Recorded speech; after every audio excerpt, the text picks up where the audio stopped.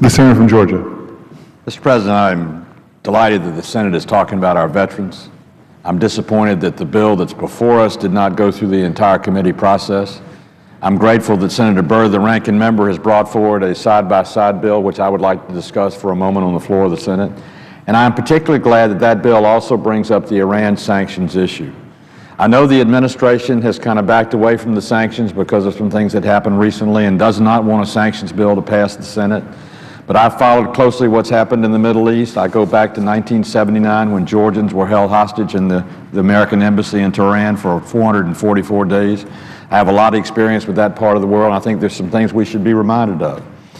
This bill, the Byrd bill, that includes the veterans' benefits, also includes nuclear weapons sanctions on Iran and most of the provisions of the Nuclear Weapons-Free Iran Act. In particular, three things are important to note. One, it reimposes existing sanctions suspended under the interim agreement if Iran cheats on its commitment, drags its feet in negotiations, or threatens the West with long-range missiles or terrorism. Number two, it ensures that the final agreement must require Iran to dismantle its illicit nuclear infrastructure to prevent Iran from being able to produce a nuclear weapon. And third, it threatens to impose additional economic sanctions in the future should Iran cheat on its commitment or fail to agree to the final deal that dismantles its nuclear infrastructure. I have watched the television set. I have seen the international reports. I have listened to what the Iranians are saying since we have had this interim agreement, and here's what it says. Iranian President Hassan Rouhani pledged that under no circumstances, and that's a direct quote, would Iran agree to dismantle a single centrifuge in a final nuclear agreement. This is what he's saying now, and we're talking about getting to a final agreement months from now. Second, during Iran's National Day celebrations in which American flags were burned, Rouhani declared, and I quote, "We will permanently continue to progress our nuclear technology," end quote. Third, former Iranian top nuclear negotiator Hossein Mavani told Iran media in a recent interview that the Islamic Republic will never, and I underscore never, agree to dismantle portions of its nuclear infrastructure. Iran nuclear negotiator Majid Ravanchi reiterated Iran would not accept the closure of, and I quote, any of its nuclear sites. Next, an Iran official on February the 12th set aside the idea of potentially altering a nuclear reactor so that other nations would fear the production of atomic bomb fuel.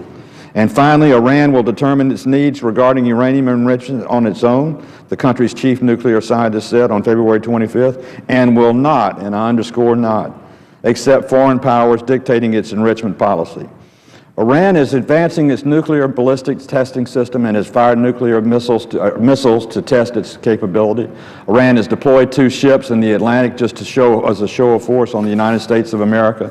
And they continue in every way possible to be a surrogate fighter in Syria, empowering the Hezbollah in Lebanon and Hamas in Gaza, and continuing to cause dismantling disturbances throughout the Middle East. Why should we not, as a Congress of the United States, in talking about our veterans, include within that talk a clear shot across the bow for the Iranians that America will not stand for them laughing at us or poking their finger in our face when we talk about a nuclear-free Iran. We do not need a nuclear-armed Iran in the Middle East for a plethora of reasons. Most importantly, if they get one, there will be a nuclear arms race in a very unstable part of the world. That's the home of terrorism. It's the home of the biggest fear the United States of America has, and it's our best ally, Israel, lies in the path of Iranian resistance. So it's important that the sanctions be reinstated and that we have conditions on the Iranians so if they violate their promises, or they look the other way on their commitments, or they do what they're saying on their own national television networks today, they understand there will be a consequence to their actions. I remember 1979. I remember when Nightline became a television show because for 444 days Americans were held hostage in Tehran. I remember that just the day before President Reagan was sworn in as President of the United States, President Carter finally negotiated a release of the hostages in Iran for one simple reason. Iran knew that once President Carter was out of office and President Reagan came in office, he would follow through on what he had said, and that is he would do whatever it took to free the hostages. There is only one thing the Iranians understand. They understand someone who will stand up to them, someone who will take them on, and somebody who will not settle for their looking the other way on the agreements they make. It is critical and important that the Senate of the United States send a clear message to the Iranians that we will not be lied to, we will not be misled, and we will expect them to live up to the commitments they have promised they would lead up to. If they don't, there will be consequences for their action. The World Bank and the International Monetary Fund are already pointing out that the economy of Iran is now improving with the interim agreement that we currently have. We have no certainty in a final agreement that's coming in the next few months. We have no certainty that the Iranians are going to do what they say they're going to do anyway. And if we sit here passively saying it will be all right, if we don't let them know there will be conditions if they violate the sanctions, if we don't let them know we mean business, then America will have turned its back on the most dangerous enemy that we have, and that is the enemy of terrorism and a radical Islamic Republic of Iran. Mr. President, I appreciate our veterans and the sacrifice they've made to try and free us from terrorism. I appreciate the volunteers who have sacrificed their sacred treasure and their families and their own personal blood and their own personal life to try and defend America and liberate the people of Iraq and the people of Afghanistan. I don't want us to turn and leave the Middle East. I want us to instead let the Middle East know, and its biggest ogre, the nation of Iran, that we will not stand for a nuclear weapon in Iran.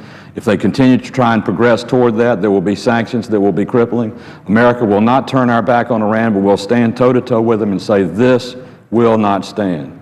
And I commend Senator Burr for his leadership in including that in this portion of the Veterans Bill, those members of the Foreign Relations Committee, and the other 57 members of the Senate who have signed the Iran Sanctions Bill. And it is my hope and plea that sometime in the weeks ahead, before the Iranians think we have no teeth left at all, that we will do the right thing on the floor of the United States Senate and enhance the sanctions against the conditions of sanctions against the nation of Iran if they lie to us or fail to keep the promises they've made in the interim agreement and the ultimate permanent agreement that we make. And Mr. President, I yield back my time and would note the absence of a quorum.